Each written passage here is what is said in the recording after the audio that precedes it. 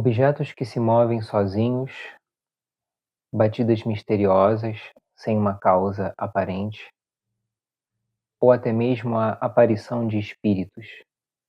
O que isso tudo tem a ver com a questão do ectoplasma?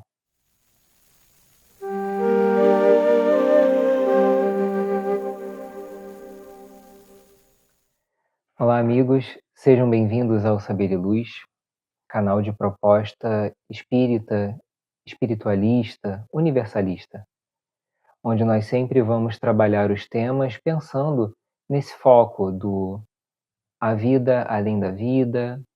Quais são as mensagens que os espíritos trazem para nós, os mentores, e como que todos esses conhecimentos filosóficos e religiosos nos ajudam no nosso crescimento, na melhoria de nós mesmos, a chamada reforma íntima. Você já está inscrito no nosso canal? Se não estiver, faça isso. Se inscreva aqui, curta o nosso vídeo, temos vários conteúdos dentro dessas temáticas, compartilhe com os amigos que você sabe que também gostam desse tipo de vídeo. Nossos vídeos, além de estarem no YouTube, também estão disponíveis no Spotify para quem prefere ouvi-los como um podcast. Eu me chamo João Marcelo Mesquita e no vídeo de hoje entramos nessa temática. O que será essa questão do ectoplasma e dos chamados fenômenos físicos? O que é isso? Como será que isso se dá? Quando nós vamos, por exemplo, a um centro espírita, é muito comum nós vermos que tem certos trabalhos como o da psicografia. Então você tem um médium que vai captar as informações dos espíritos e vai transmitir para o papel, ou o próprio espírito vai usar o médium para escrever aquela mensagem, e nesse caso vai até sair com a letra daquele espírito. Então são formas do plano espiritual se comunicar conosco. Mas existe um outro tipo de trabalho, um pouco mais intenso, que envolve a questão da materialização. Então, nesse trabalho, certos objetos vão poder ser materializados e mesmo os próprios espíritos podem se tornar visíveis e tangíveis a quem estiver ali por perto participando daquela atividade. Mas como que isso começa? Será que essa questão dos fenômenos físicos é algo recente? Algo aqui do século XX para cá? E a resposta que nós percebemos é não. Pelos registros antigos, nós já tínhamos alguma coisa nesse sentido, como, por exemplo, quando nós falamos sobre Jesus e nós percebemos a cena da multiplicação dos pães, por exemplo, podemos entender que ali houve um fenômeno de materialização. Outra questão que também podemos associar a ele e a isso dos fenômenos físicos, do uso de ectoplasma, quando, por exemplo, ele curou um cego e é dito que ele cuspiu na terra, mexeu ali, formou uma espécie de lama que passou nos olhos do homem cego e este voltou a ver. Essa passagem pode ser encontrada ali em João, capítulo 9, versículos de 6 a 12, né? E ele coloca aqui: tendo dito essas palavras, cuspiu na terra, fez lama com a saliva, aplicou-a sobre os olhos do cego e disse: vai lavar-te na piscina de Siloé. O cego foi, lavou-se e voltou vendo. Então podemos interpretar dessa maneira. Jesus, sendo o maior médium que já houve, tendo todas as capacidades mediúnicas, com certeza era um doador de ectoplasma poderoso. Então ele juntou o seu ectoplasma junto com alguma substância ali e promovia curas. Então nós percebemos que esse fenômeno já vem acontecendo ao longo da história desde épocas muito antigas. Para começar, é necessário a figura do médium. Então nós precisamos de um medianeiro que vai estar ali doando uma certa substância que nós vamos falar sobre ela hoje. Aqui no livro de Ramatiz, Elucidações do Além, livro de Ramatiz, Psicografia de Hercílio Mais, nós temos um capítulo que vai tratando disso e nos explicando quem é esse médium que tem essa capacidade. O O médium de efeitos físicos serve de intermediário de todos os fenômenos audíveis, sensíveis e visíveis aos sentidos humanos. É uma mediunidade que também permite aos desencarnados fabricarem moldes, por exemplo, moldes de parafina, produzirem fenômenos luminosos, transporte de materiais, entre outras questões. Então, esse médium, ele vai estar ali possibilitando isso aos espíritos. E como que isso acontece? Todos nós que estamos encarnados, possuímos uma substância chamada ectoplasma. O ectoplasma está presente no organismo de todos os seres encarnados. E alguns de nós, seres humanos, que possuímos essas substâncias, a temos numa quantidade ainda maior para ser usada na questão dos trabalhos. É o chamado médium de efeitos físicos. Mas, para a gente começar a entender, né, o que é o ectoplasma. Primeiro vamos entender um pouco sobre a questão do médium.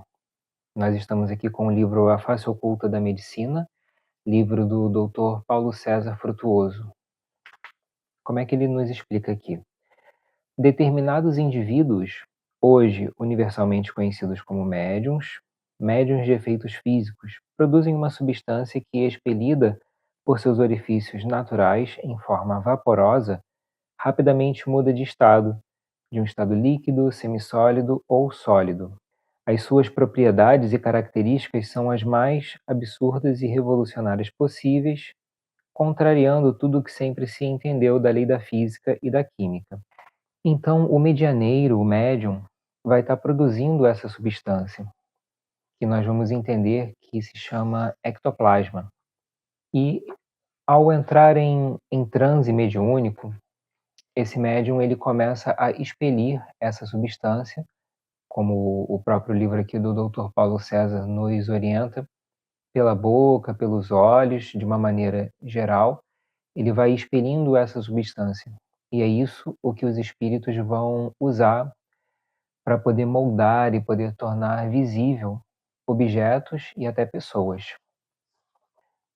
O termo ectoplasma foi cunhado por um médico francês chamado Charles Robert Richet, e ele criou esse termo pelo seguinte: a palavra ectoplasma ela é formada de ectos, fora, exterior, e plasma, aquilo que dá forma.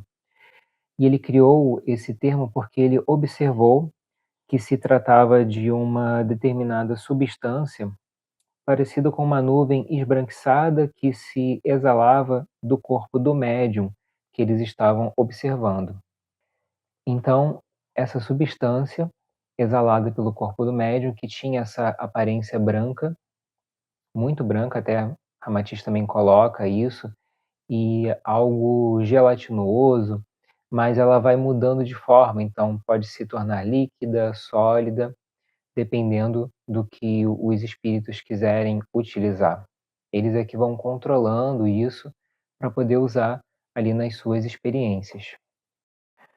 Uma coisa que o Dr. Paulo César Frutuoso trabalha bastante no livro dele e nas palestras é que esse trabalho em que vai ser utilizado um médium de efeitos físicos para doação do ectoplasma e materialização dessas substâncias é um trabalho muito delicado, porque o ectoplasma é um material extremamente sensível.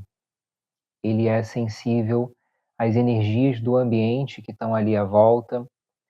Ele é sensível, inclusive, às frequências de pensamento das pessoas que estão próximas.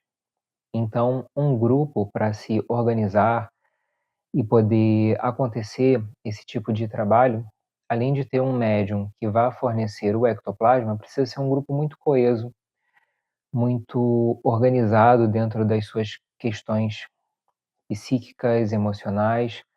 Não podem ser pessoas que se desequilibrem facilmente.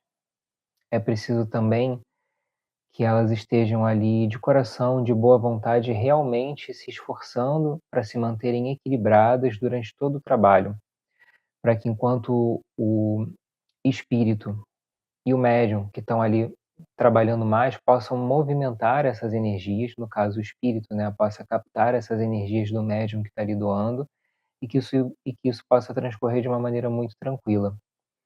É um trabalho muito sério. E aqui no Rio, nós sabemos que ele acontece muito lá no Lar de Frei Luiz. É um centro que faz esse trabalho, faz muito bem feito. E mas não é ali o único local, talvez hoje em dia seja o único local que seja feito, mas no passado outros médiuns também já trabalharam com essa questão da doação de ectoplasma e foram percebendo as possibilidades de ajuda. Os espíritos, de preferência, sempre fazem esse trabalho para ajudar as pessoas nas suas questões de saúde.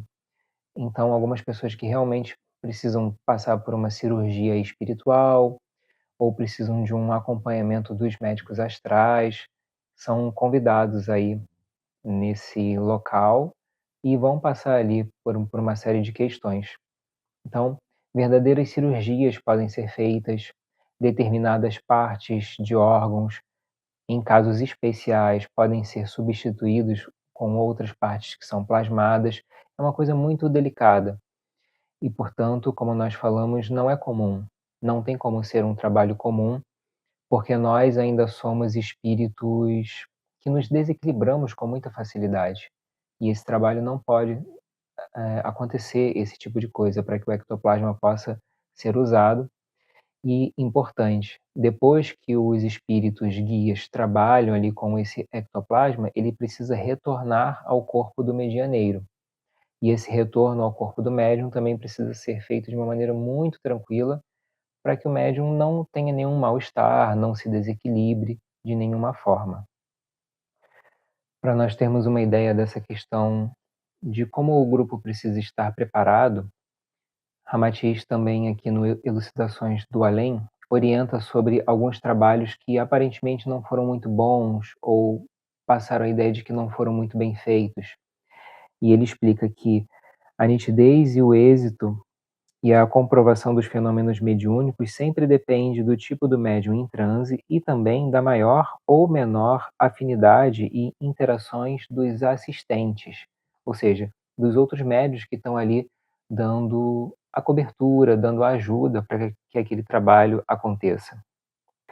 Muitos fracassos da fenomenologia mediúnica física devem-se mais à frequência de indivíduos ignorantes das exigências do trabalho. Então, é um trabalho que exige uma preparação dos medianeiros. Isso é muito comum em centros espíritas, terreiros de umbanda. Acredito eu que nas religiões, de uma maneira geral, é comum que se peça ao trabalhador uma preparação antes daquele trabalho, que pode ser de 24 horas, em alguns casos até de 48 horas, que o médium vai ter que se preparar. Aí vai ter que fazer uma dieta, alguma coisa nesse sentido. Então, realmente existe todo um cuidado, todo um preparo físico e emocional para que os trabalhadores possam participar dessa atividade e ela possa ocorrer da maneira mais tranquila possível.